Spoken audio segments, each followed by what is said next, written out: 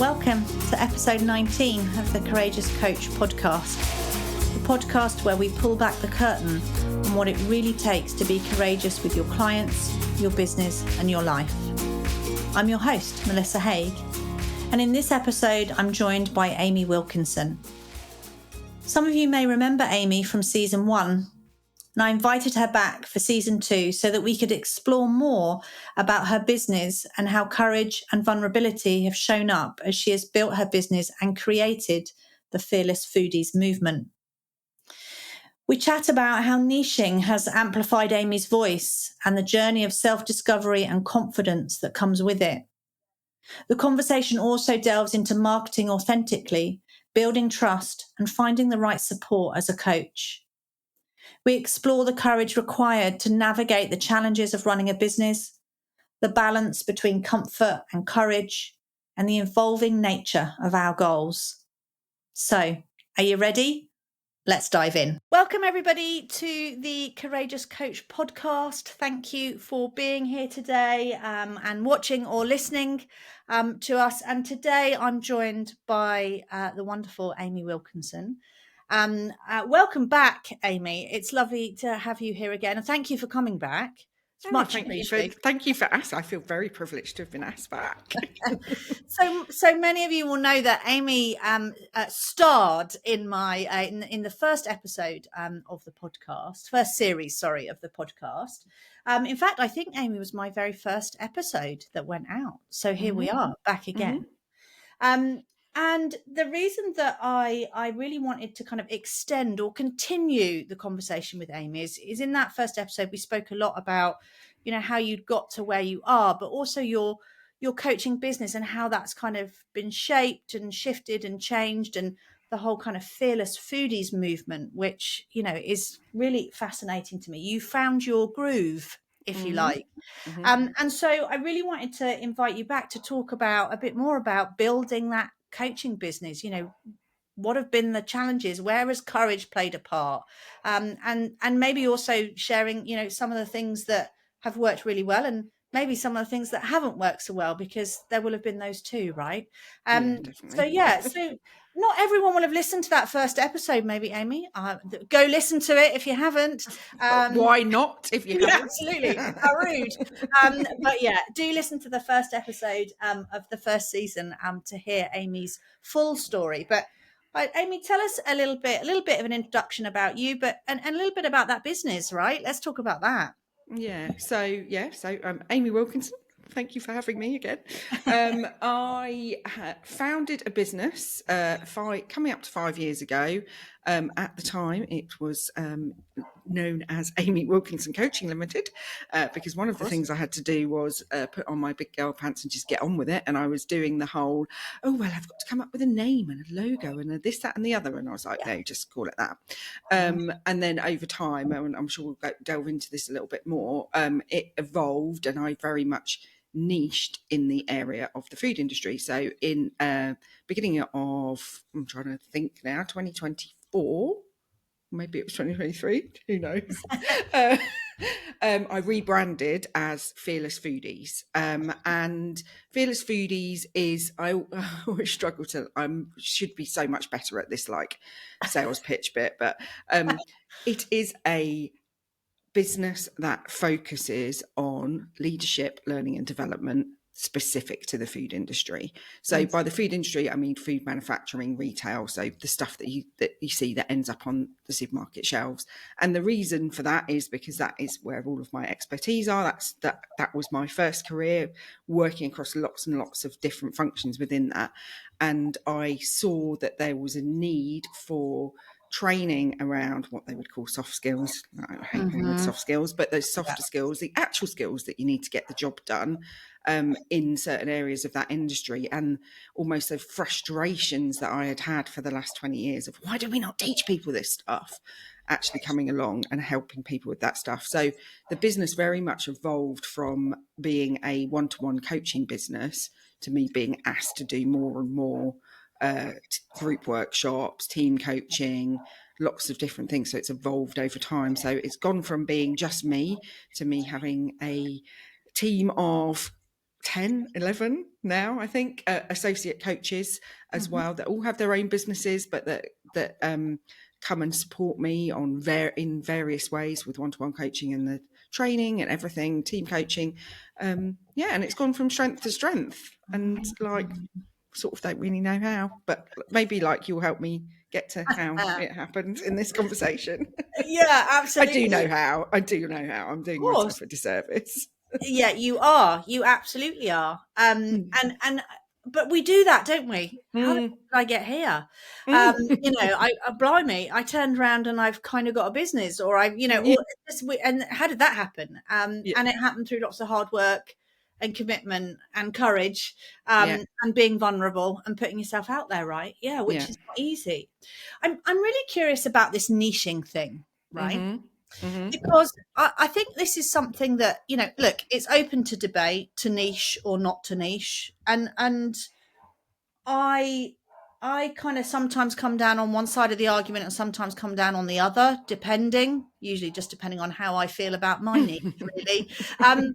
But I'm curious, from your perspective, what's the difference or the impact that niching has had for you and your work? Is it as important as some people tell us it is?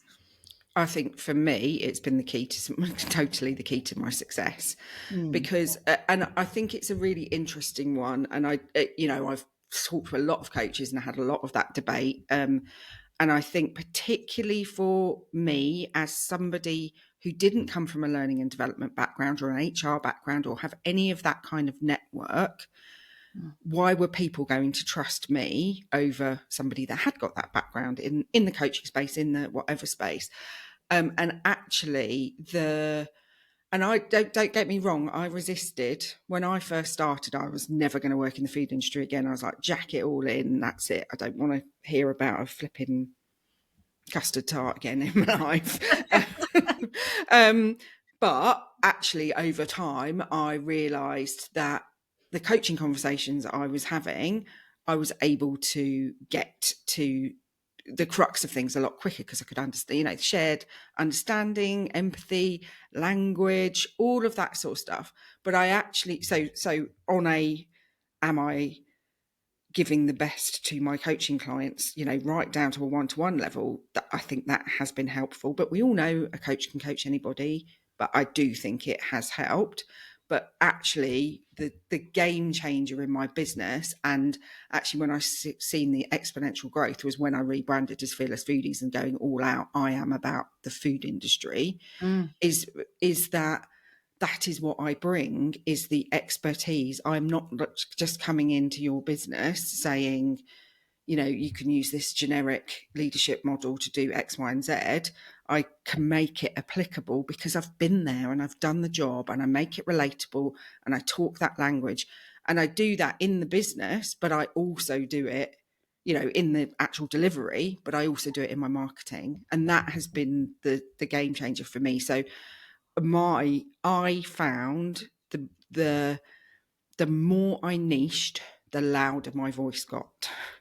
So actually, if you're not this is my opinion. Yeah, if you're absolutely not niching, I think you are dampening down your message and making it wishy-washy to everyone. The more and more you niche, and the person on the other end of the scroll on their phone, it goes, oh my God, that's me. She's talking to me. God, she really gets it. That was the changing point. And that is the reason people get me in. I ran a workshop yesterday, and the woman came, the person that had brought me in did the intro, and that's basically what she said. If you don't follow Amy on LinkedIn, you need to follow her, because she just gets it, and she talks about all the things and she's completely relatable. And I was like, oh yeah, that's me. But it's for me, that is my USP that makes me stand out from the crowd. So why wouldn't I niche in it? Yeah, I think it's such an interesting point, really, about this whole kind of setting up a coaching business thing, right? Because I don't think we need to fix the debate or justify our opinion of niching or not niching. For me, there's something more than that, right? Because there's something about the difference between becoming a coach, learning how to coach, learning the skills, the process, all of that stuff. And you're right. The theory of that is we can coach anyone, because the more, and sometimes the less we know about the person in front of us, the easier it is for some people to coach, right? Yeah. But then that's fine. That's over on one box, lovely. But then we want to set up a coaching business, and whether we like it or not, that means we need to sell and we need to market. And for most of us, we're selling and marketing ourselves, which is like just the most icky, uncomfortable thing in the world, right? And so you've got to be able to connect through your marketing, your efforts to be visible. You have to be able to connect with the people that you want to work with. And of course we do that by, as you say, talking their language, understanding that where they're at, understanding the challenges that they face, being able to demonstrate empathy. I get it, it's tough. And so that's in a whole other box almost, right, of skills. And that's where niching can help us, because if you're saying I can coach anyone, you won't coach anyone. Because nobody will know you're talking to them. And I think the thing that I realised as well was, and I realised it quite quickly, like I don't want to do myself a disservice, because I did, like within 6 months, I needed help with it, but also in terms of like honing my message, but also that once I let go of that, I don't want it to be in the food industry. I don't want to just coach me 5 years ago. Like that's what all coaches do, kind of thing was going on in my head. Once I let go of that and just went, oh, well, actually, if I could just write something that I needed to hear 5 years ago, then that's really easy. why not go the easy route and make marketing easier for yourself? And if that is talking in the language of your previous career, then that's because one of the things that I think a lot of coaches find really hard, and I found, we all find hard, is that showing up every single day on social media, whether it's every single day, but every couple of days, and relentlessly shouting into a void and not hearing anything back, and thinking, oh my God, and just that feeling of rejection every single day. So do it in a way that makes it easier for you, and niching made it easier for me. Why make it hard, right? Who says it has to be hard? Yeah. And you said a really interesting thing, Amy. You said, I think the more that you niched, the louder your voice got.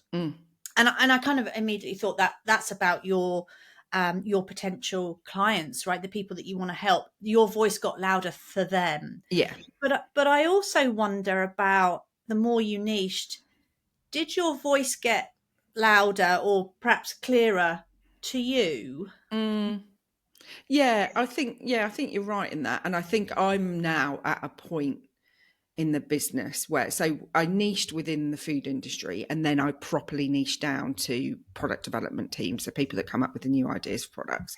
Okay. And that was partly because I used to do that, but actually a lot of the people that follow me and things think that I did that like 5 minutes ago. It's like 15 years since I did it. But because I talk in that language, they're like, oh, you were doing this. And I was thinking, no, it's been years since I've done that, which shows that the marketing is good.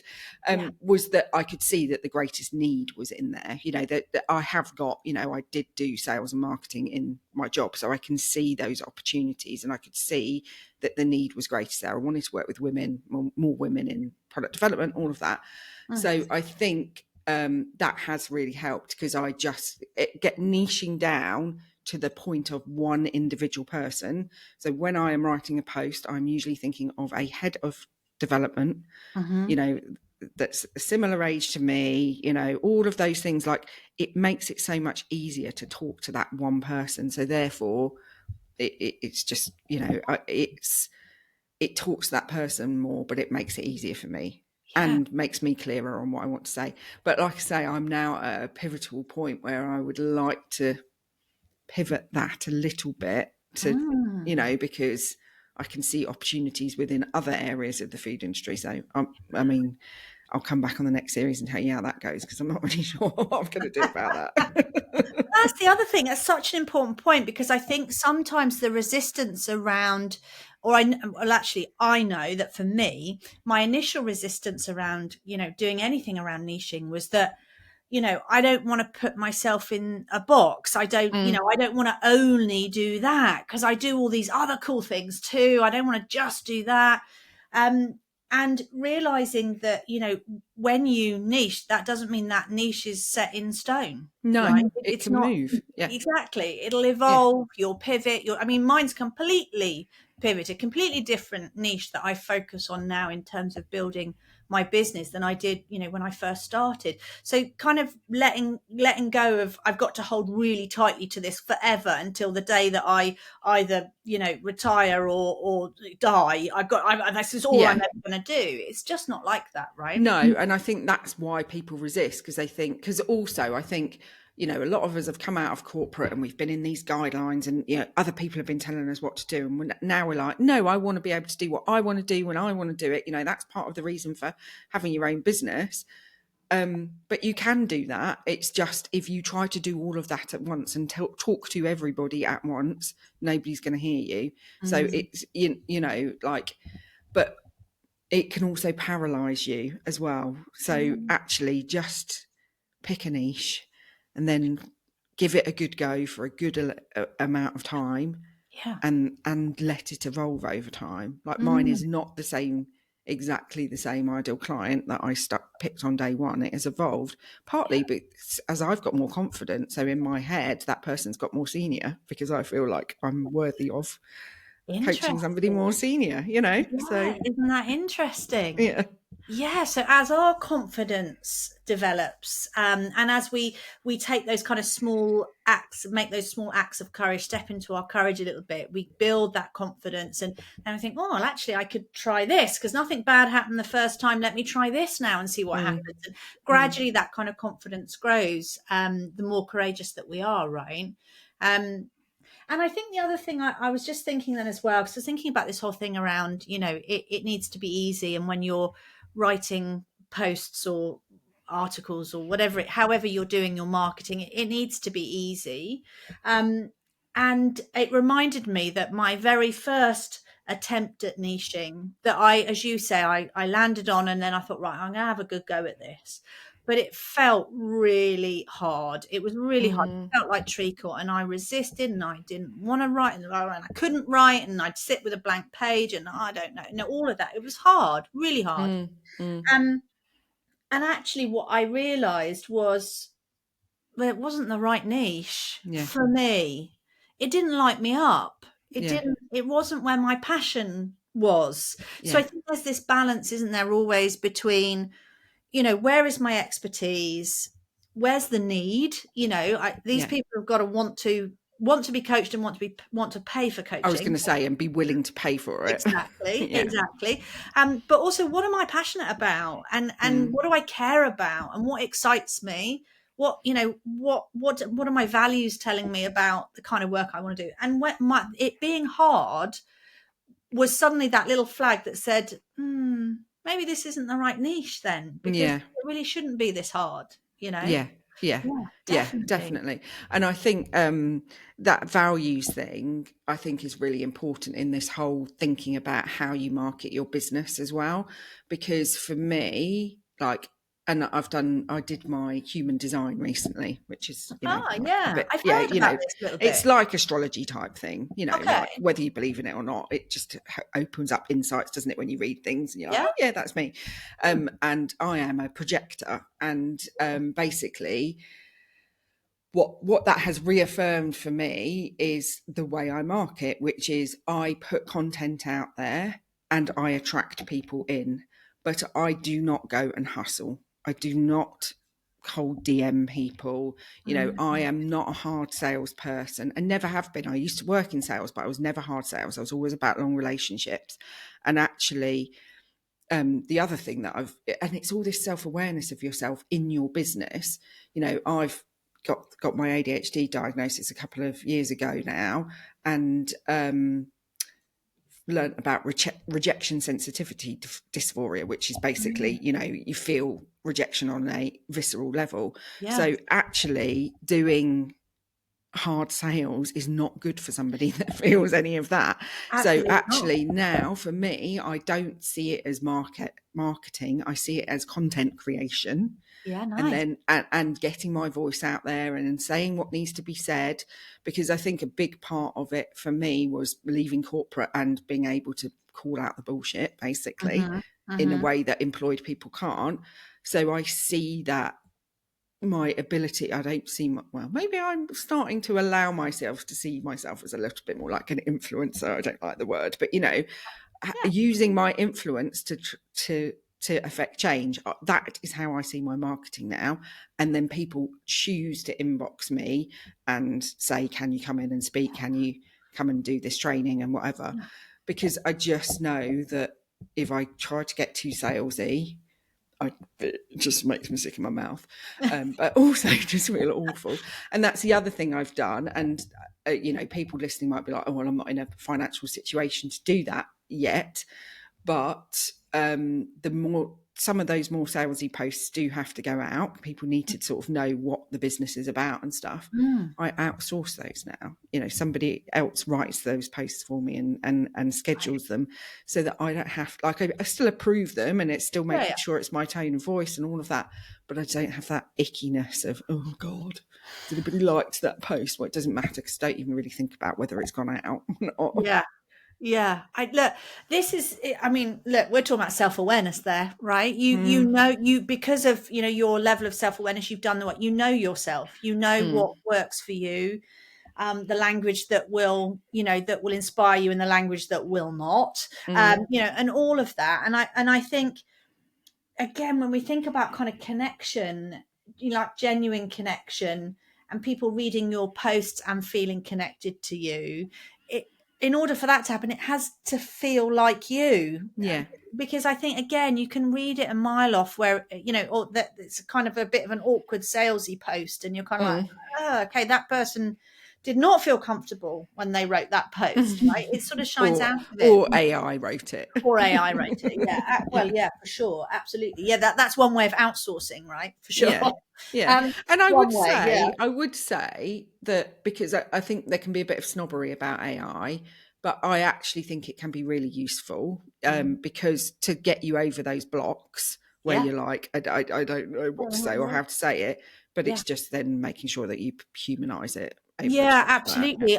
I'm not anti AI at all. I use it, and I use it as I call it my thinking partner. Mine's called Sparky. Sparky. So we've named together. We named them. Lovely. Well, Spark, because it sparks idea. Yeah, I said, nice. You know, let's come up with a name for you. I love that. I haven't done that. I'm going to do that. Oh my goodness. I love it. I love that idea.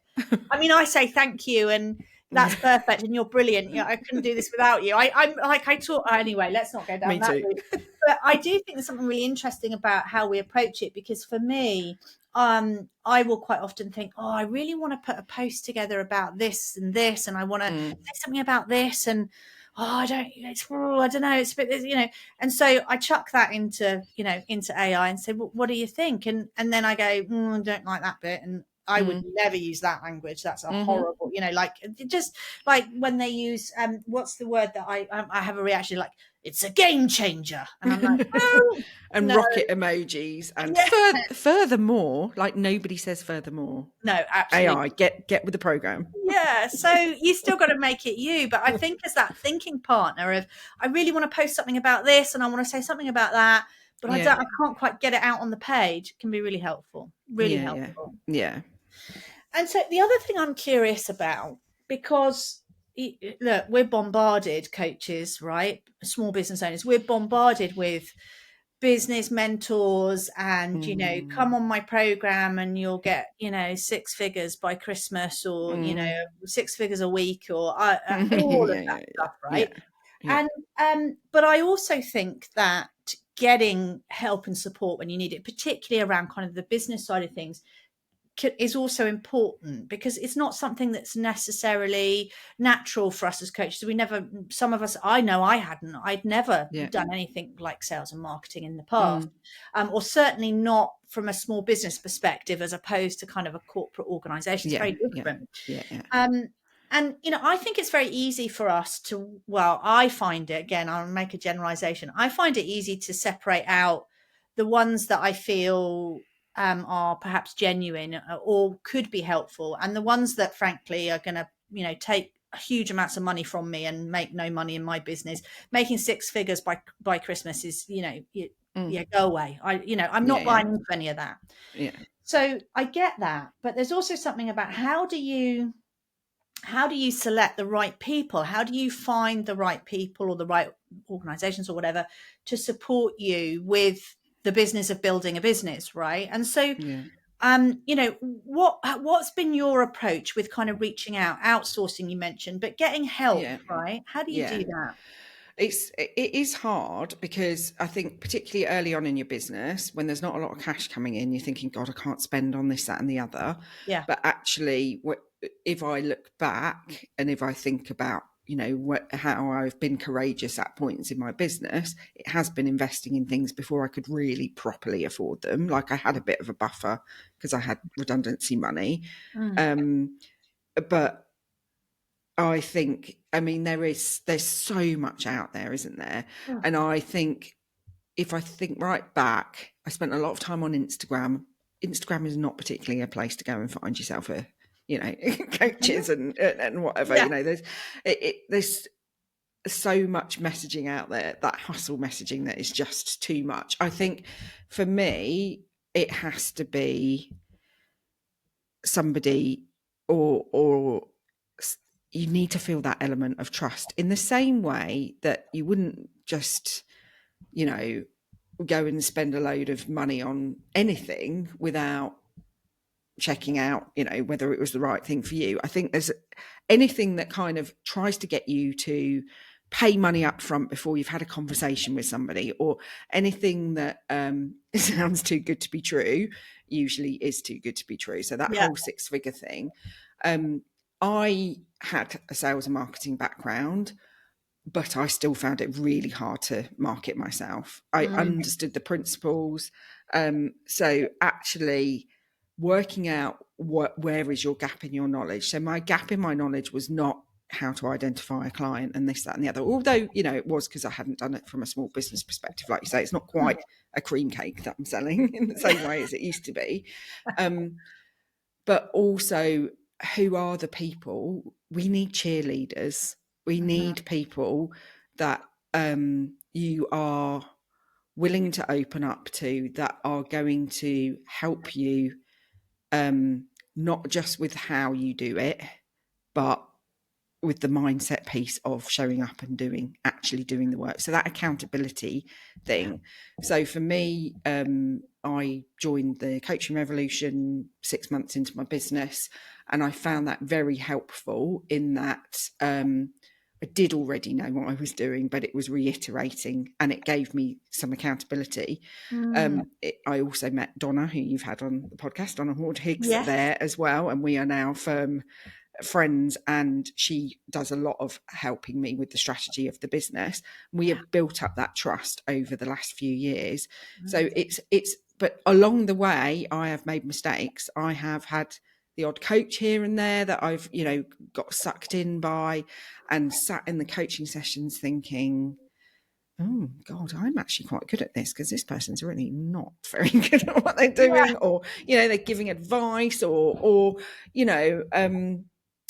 just it not feeling right. So I don't feel like I'm articulating myself very well here, but I think what I'm trying to say is, for me, as this is because I've got a lot of self-awareness, that feeling of trust and my gut instinct on the person that you are going to be working with is so important, and feeling that connection and not being dazzled by the bright lights of promises. Their marketing. Yeah, their marketing. And actually part of the reason I was attracted to the Coaching Revolution, for instance, was it was straight talking. It was, we are not going to get you, you've got to do the hard work. you know, it was, you're not going to just get a 6-figure business overnight, and it was calling out all of that. So I was like, oh yeah, I like this, you know, this is for me. And that's the thing, I think, and it isn't for everybody, don't get me wrong, like that straight talking can be too much for some people. So actually you've got to find what feels right for you. So I think a lot of what we're talking about is getting to know yourself in this whole self-awareness thing of your business is so important. And therefore not always looking sideways at what everybody else is doing, because what everybody else is doing is right, might be right for them, or might look right for them but isn't. What is right for you and your business and the way your brain works, and you know, the support you need. Yeah, absolutely. That cheerleading squad, right? You build your tribe, your trusted advisors, you know, all of that, and that takes time. And I think the thing for me, I mean, I've made lots of mistakes in terms of what I've invested in terms of kind of business development support. And I've also made some really great calls and gone, phew, I was lucky, because it was luck, right? But you're right. I think it's learning about what's drawing you in. And the ones where I thought, phew, that's a relief, I chose the right person. It's kind of like, well, it wasn't really luck. You know, I wouldn't call it lucky, because actually, you know, it worked. I connected with them. I liked the way that they work. I did my due diligence. I had conversations with them. I didn't part with cash until I'd done my due diligence, you know, those kind of things. And there's also something about kind of trusting your gut and your intuition. But I also think for me, the biggest kind of, the biggest revelation for me, I think I worked with a business mentor early on, spent a fair chunk of change with her. And whilst it didn't get the kind of financial return on investment in terms of clients into my business, boy, did I learn a lot. I learned a lot, you know, like things that if you've been in a marketing background, you know what a funnel is, and, you know, all that kind of, you know, client acquisition. I was like, okay, this is like a whole new world. You know, so I learned and mailing lists and all of that's like, so I'd worked in marketing, but it's very different doing stuff for big supermarkets and stuff. Like I didn't know all of that stuff either. I wasn't classically trained. So, you know, and I think about all of and this is where I do think it is sometimes worth that investment of someone that's a little bit ahead of you. Because if I look back, and it was fine because it was locked down and I didn't really need much money at the time, but that first year I probably spent a lot of time fannying around trying to do things for free from a YouTube video, that when actually I could have just outsourced it and got somebody else to do it, or teach me how to do it a lot quicker. Absolutely.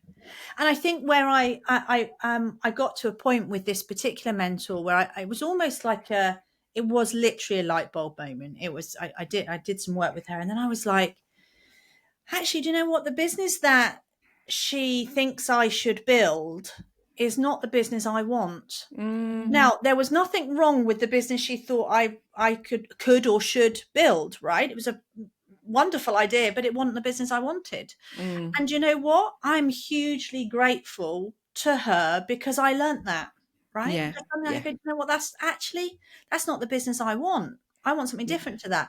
So I think also when you're thinking about, you know, getting help, you know, outsourcing, or, you know, learning about the business of building a business, well, what business is it that you want?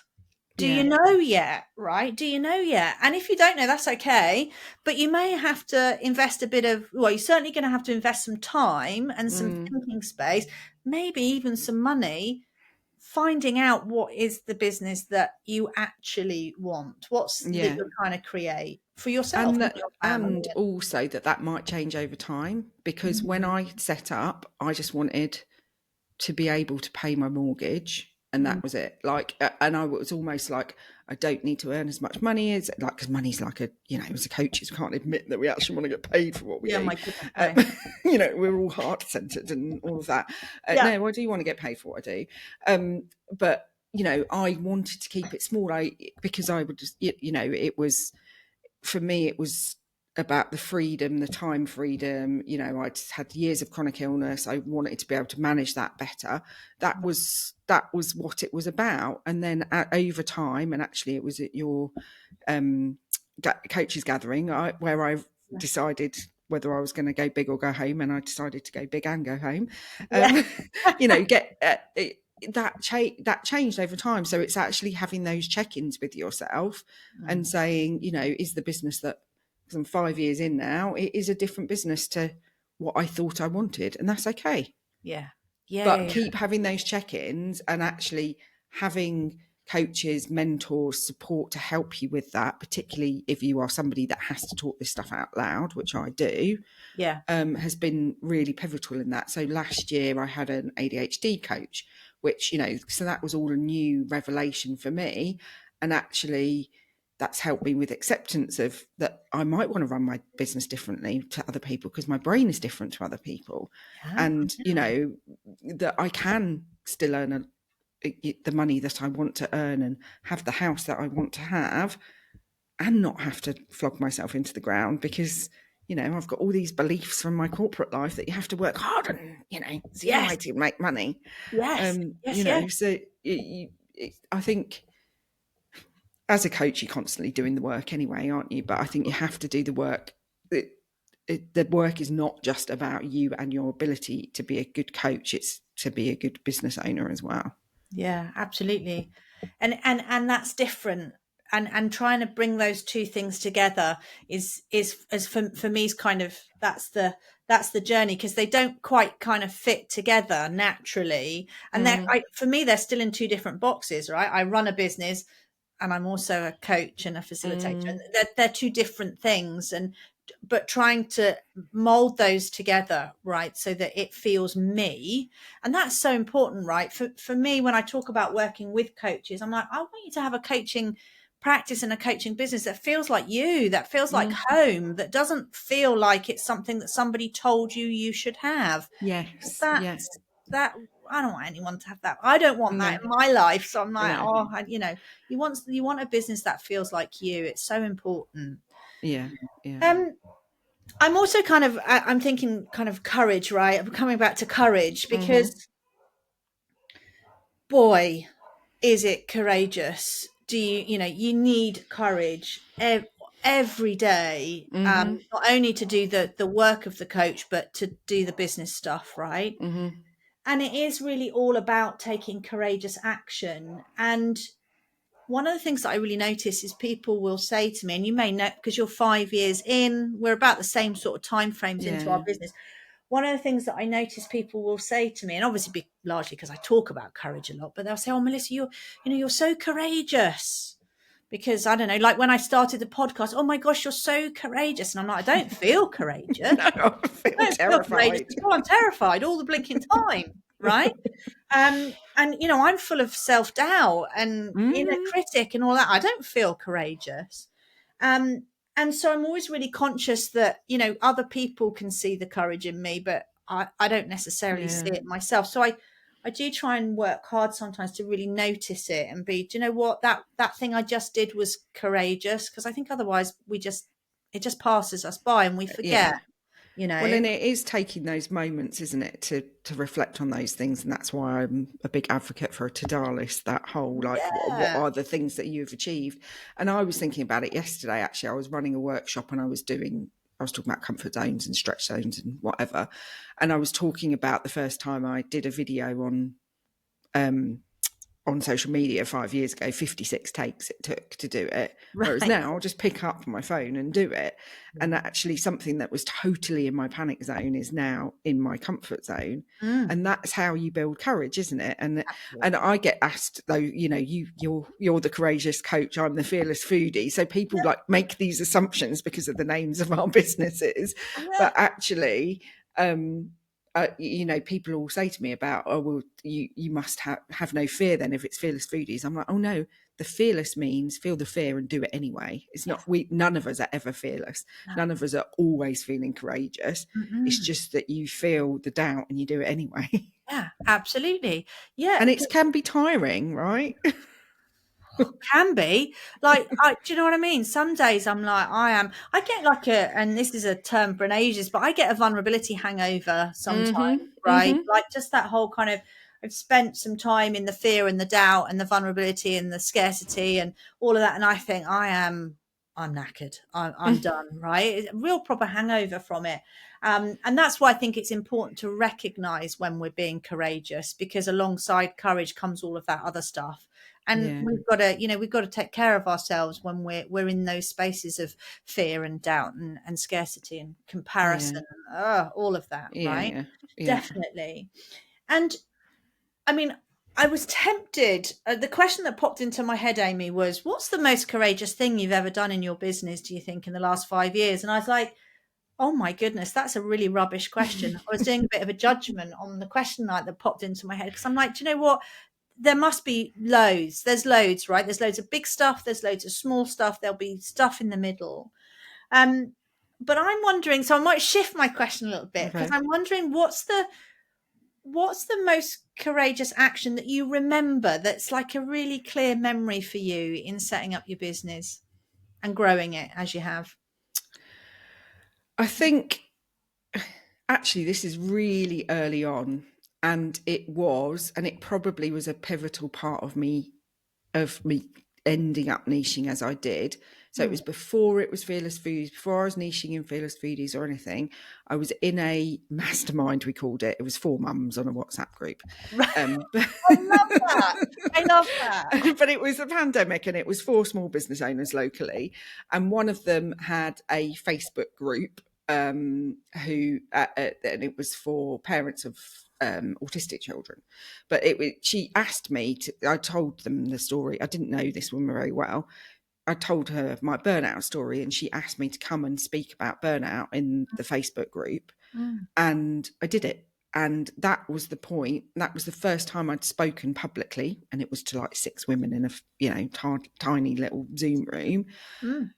But they were just like, "Oh my God, that is amazing!" Like, I didn't, I was being vulnerable, and it made a difference to those 6 women that were on that call. And that was kind of the turning point of me going, actually, if I can admit this stuff publicly and say, I'm not pretend to be perfect and polished, but tell people that I've messed up in my life, and do that, I then sort of transferred that onto my own social media, and that's when my momentum started to happen, because people are like, oh, she's actually telling the truth. She's not like just putting inspirational quotes out there. Yes. She's got a bit of substance to her.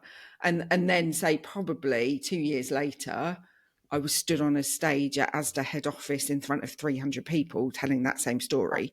And that, that was a really, it was like, if I'd not been brave enough in that, small moment, I don't know that I would have ended up where I am. So I didn't know that until you just asked me that question. Yeah, that's so interesting. I feel a bit emotional. Oh yeah, but because there is real connection and emotion in that, because you get the whole kind of, that was the chain of events, right, that it leads you to. And I think one of the things that I've learned is that you never know where something's going to lead, or where your courage is going to take you to, right? And your courage might have only ever taken you to those 6 women and you talking about burnout. It's still courageous action, right? But then that whole kind of cascade of, and then, okay, so now I can do this. Okay. Oh, I've done that. Okay, let me try this. And all of that effect. And then you get to, okay, now I'm stood in front of 300 people. That's what courage is. That's what courage enables us to do, right? When we start with those small actions, it's not going from, right, I need to make that big step. I need to, get in touch with Asda and tell them I'm going to stand 300. That's my first step, right? It's what, that kind of, what's the first thing? And all the time we're building towards that in our businesses, right?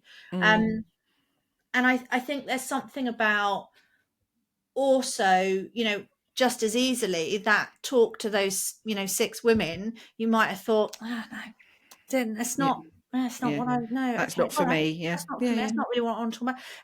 And gone off and tried something else. Yeah. So even if things don't, you make a courageous action, you take a courageous step, and it doesn't quite take you where you want it to, or where you feel comfortable, or you hope it will, it'll lead you to whatever the next thing is. And there definitely are things that I have done where I've had that feeling and I'm like, oh no, this is not what I want to do. You know, like I've been not talked into, but you know, somebody's come and said, you know, early on in the business, people would say, oh, can you do this? And it might have been a little bit like of almost like consulting as well in my old world. And I'll just do it, you know, because I can, and I'm going to get some cash in. And then I'd get to the end of it and be like, oh, this isn't what I want to do. This isn't, you know, but you learn from that and it's fine.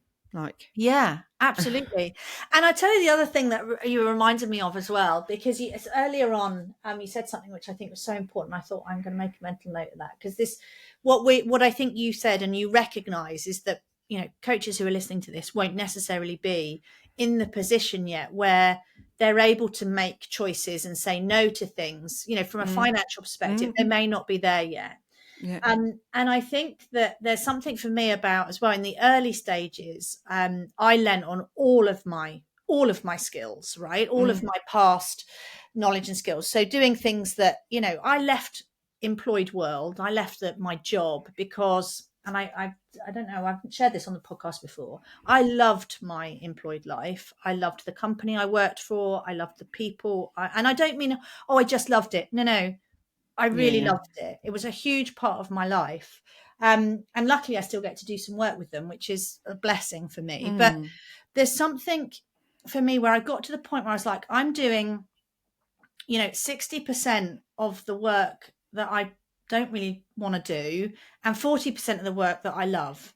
And I was like, I don't know. I want to do 100% of the work that I love. I don't want to do this 60% anymore. So I can't do that in this setting. So I'm going to go away. I'm going to run a business and I'm going to do 100% of the things I love. And then realized that no, I was still going initially in those first few years. I am still going to do 60% of the work that I'm just like, oh, really? I don't want to do this anymore because I needed the money. And so what I used to do was I would think, oh, that's not the work I want to do. I've just delivered a project or done a, I don't know, delegation skills course or a time management course. It's not where I'm at, right? I did that 20 years ago. Enough. But anyway, I would do it. And I think that's not where I want to be. And then the next time I was able to do something that I wanted to do, I don't know, lying on a sunny beach somewhere or doing something cool with my dogs or my husband, I was like, I didn't want to do that. But this is what I get to do as a result of that. Now I'm in a position where I can say no to that stuff I don't like. And I am largely doing 100% of the work that I love. But I think it's so important to remember, because it might not be the work yet that you love and you're having to do stuff just because you need to bring some money in. But what is that giving you? You know, what are you able to do as a result of that? And this is where some gurus might tell you to not go after that work, that are in a privileged position, that like, well, if that doesn't align, and like, yes, you've got that North Star that you are going to get to 100% of everything you do is aligned with where you want to be. But the reality is you need, you know, if you think of hierarchy of needs, you need a roof over your head, you need to be able to eat, you know, you need basic things. So actually there is no shame in, you know, I'll say to a lot of, because I get a lot of people approaching me now about, you know, becoming a coach or whatever. And I will say, you know, if you can do it as a side hustle to start with, then that's, you know, that's, you know, and you can phase it in, or you can keep another income stream, do that. Because if the alternative is you go, you know, you give it all up and say, I'm only going to take on coaching work, then you're much more likely to fail, because you're going to have to at some point turn around and go, I need to get a job because I've got to pay the mortgage. Yeah, absolutely. So I just, like you say, there's no shame in it. I think we have to be so careful, right, when we're talking, sat here, both of us 5 years in, kind of going, we're kind of, you know, well, I'm kind of there, you're going to pivot again. I'm thinking, I've still got a little way to go, but we're not a year in, or we're not on the cusp of starting. And as you say, you've got to kind of remember that sometimes, right? That and the people see that success, don't they? The overnight success, and you're like, and I've been having that conversation with a couple of new coaches recently, and just, you know, like, just so you know, there were a lot of tears along the way. There's been a lot of, I'm going to jack it all in. There's been a lot of, this isn't for me. You know, it isn't easy. It's not easy running your own business, but it is rewarding in lots and lots of different ways. And the potential is there, right? Whether you choose to grab that potential or not, that's always the choice, right? That, you know, you choose courage or you choose comfort, but you can't have both. And you know, I'm all about choosing the courage. That's what I'm here banging the drum about. But you know what? Sometimes it's okay to choose the comfort. 100%, right? 100%. So yeah, really important to not beat yourself up and not assume that, well, I know probably you and I, as I say, we're 5 years, and it's not like we've been business owners for decades, is it? But, you know, 5 years in, I still choose comfort sometimes. I think, oh, do you know what? Yeah, I'll do it because it's easy money and I can just get it done and it'll be fine. So yeah, nothing wrong with a bit of comfort occasionally, just as long as it's balanced out with a bit of courage, right? Yeah, exactly. Brilliant. So I'm really looking forward to what the next courageous action is going to be, what the next pivot is. Who knows? All us Fearless Foodies coaches are meeting at the end of this month. Maybe there'll be some ideas sparked there. Who knows? Absolutely. And I think that there's something about the just staying curious about what that might be or could be. But I love the fact that you're owning your space now, right? Because you said earlier on about, you know, now I'm talking about coaching senior people, whereas to begin with, I was like, oh no, I can't, no, not seeing it that. But so, you know, you're really beginning to own, this is my space. And I deserve to be here. I should be here. And I think there's something for me in that about recognizing that leadership is not necessarily about level of seniority. You know, I know now that I am seen by others as a leader in my industry. And I've just got to learn to own that and not go, well, that's just a bit weird, isn't it? That's what's actually going on in my head. Yes, this is a bit awkward. I feel a bit awkward. Yes, absolutely. And you don't, and the thing that I have to come back to with Fearless Foodies, right, is that it's not just a business, it's a movement. And that's such an important part of the work that you're doing. So, well, Amy, thank you for coming back. Thank you for having me. I love podcasting anyway, because I have a podcast, but I also just love our conversations, Melissa. So thank you. It's so good to just talk about the business stuff. So I really appreciate you opening up about your own journey. And yeah, good to see you. And hopefully, who knows, perhaps you'll be back for season 3. If there is a season 3. We'll see. There so will be. Amy, thank you so much. Thank you. All right, thank you. Thanks so much for tuning in to this episode of the Courageous Coach podcast. I hope it gave you something to reflect on, something to feel, and maybe even something to act on. If you've been nodding along or feeling that tug of recognition, you're not alone. These conversations are here to remind us that courage isn't about having it all figured out. It's about showing up, doing the inner work, and being willing to be seen, even when it feels uncomfortable. If that sounds like the kind of coaching journey you want to go deeper into, I'd love to invite you to check out the Courageous Coach program.